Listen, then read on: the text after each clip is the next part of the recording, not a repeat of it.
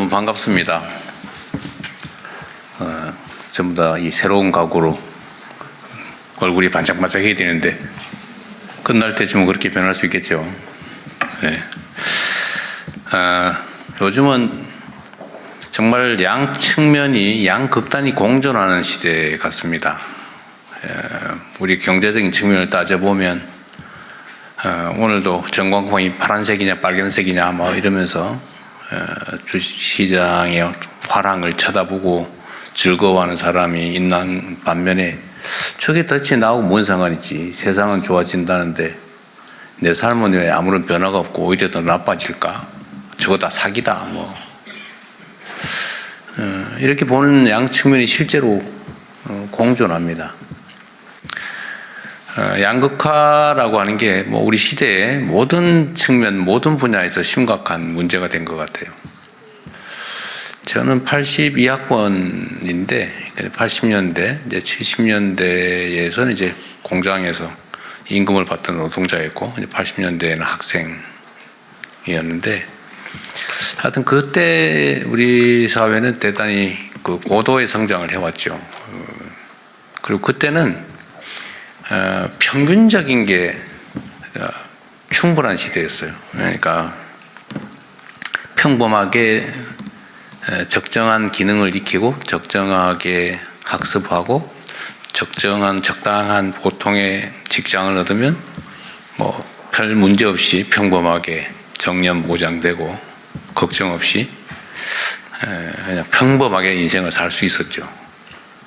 그런데 지금은 완전히 바뀌어 버렸어요. 평범함은 사실은 이제 존중받지 못하는, 인정받지 못하는 시대가 된 것 같습니다. 오히려 요즘은 특별함, 특출함, 특이함, 뭐 개성, 창의성 이런 요소가 아니면 그 평범함 가지고는 평범한 삶으로 살 수 없는 상황이 돼가는 것 같습니다.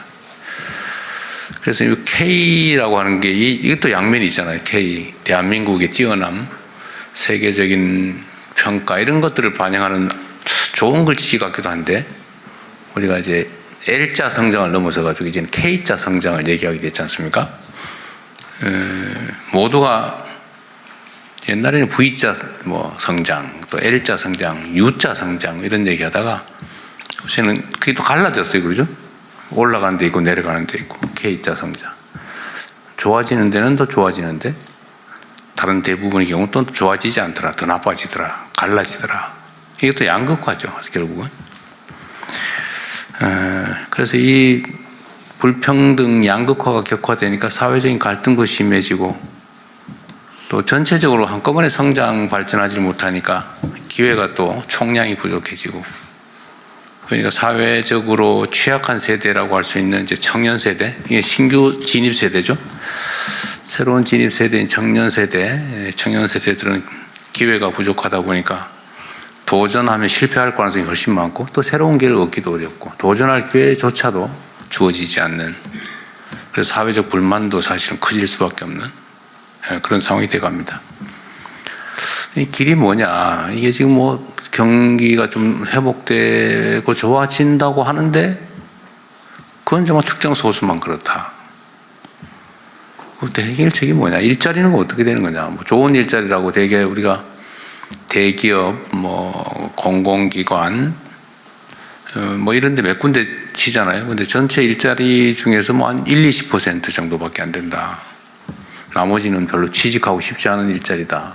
그래서 뭐 그런 데는 외국인 노동자들로 채워지거나 아니면 뭐 차라리 이러니 쉬고 말겠다. 뭐 이런 영역들이 엄청 많아진 것 같아요.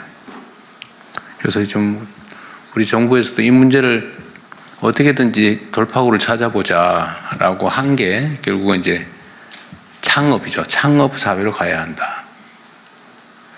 우리 대한민국 국민들은 정말 뛰어난 역량을 가지고 있습니다. 예를 들면 감수성도 그러하고, 또 뭐 교육 수준도 그렇고, 또 성실함이나 또 집요함, 손기술, 그러니까 뭐 기능이죠. 또 사회적인 인프라, 모든 여건들이 아주 좋은데 전통적인 방식으로 평범하게 일자리를 고용되는 일자리를, 좋은 일자리를 만들어내는 건 한계가 있는 것 같습니다. 최근에 아틀라스라고 그러나요?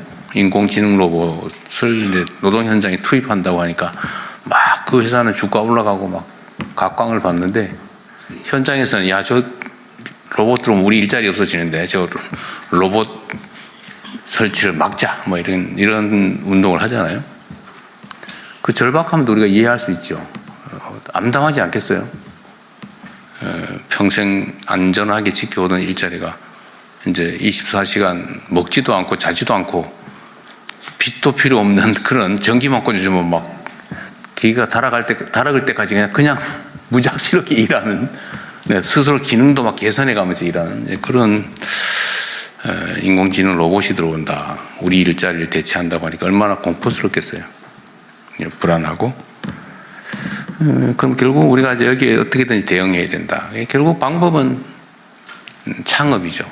아까 말씀드렸던 대로 대한민국이 가지고 있는 이 독특함, 개성, 소위 문화라고 하는 게 세계적인 각광을 받고, 그걸 통해서 요새는 뭐 음식, 화장품, 성형, 뭐 드라마, 뭐 노래, 뭐 할 것 없이 막 각광을 받아요.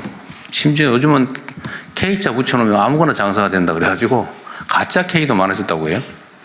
예. 가짜 코리아산 이런 것도 많아질 정도로 한국 문화에 대한, 또 한국에 대한 선호도가 높아지고 있습니다. 이런 것도 하나의 기회 요인이죠. 이 독특함.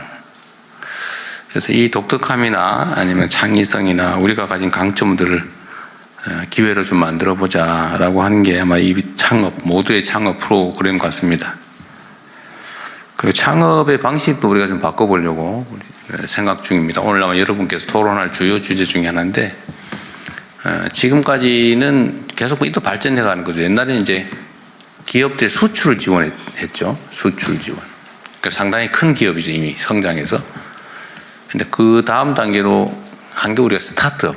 그러니까 묘목을 키워주는 사업을 했는데, 이번에는 아예 씨앗을 만드는 것 자체를 한번 지원해보자 라고 하는 게 오늘 아마 주요 주제가 아닐까 싶습니다. 그러니까 일단 창업한 후에 가능성이 있는 데를 지원하는 스타트업 지원이 우리가 최대치였는데, 이제는 거기서 이제 한 단계 더 나가서 아이디어 상태에서 좋은 아이디어가 있으면 시작할 때부터 아예 지원을 정부가 해주자, 또 함께 책임져 주자 라고 하는 그런 방식을 생각해낸 것 같아요. 그래서 또 전국적으로 대규모로 경진대회 같은 것도 해보고 붐도 일으켜보고 관심도 끌어내고 그런 것들을 이제 하게 될 것 같습니다. 좋은 방안들을 오늘 토의했으면 좋겠고요. 그리고 이제 구체적으로는 이제는 뭐 로컬 창업이든 테크 창업이든 지방과 청년을 주제로도 주로 창업 얘기를 하게 될 것 같습니다. 구체적인 방법들은 이따가 한번 함께 논의해 보고요. 결론적으로 말씀을 드리면 이제 스타트업 대책이라고 하는 게 과거에 이제 일자리 대책처럼 새로운 이제 일자리를 만드는 것인 동시에 또 새롭게 출발하는 청년들에 대한 청년 정책의 측면도 있는 것 같습니다. 그리고 오늘이 이제 국가 창업 시대, 창업을 국가가 책임지는, 또 고용보다는 이제는 창업으로 국가의 중심을 바꾸는 그 첫날이 되지 않을까, 그 대전환의 첫 출발점이 되지 않을까 그렇게 생각합니다. 여러분도 그 출발을 함께하는 우리 첫 동지들이 됐으니까 함께 희망을 가지고 열심히 뛰어보면 좋겠습니다. 여기에 오신 것을 환영합니다. 고맙습니다.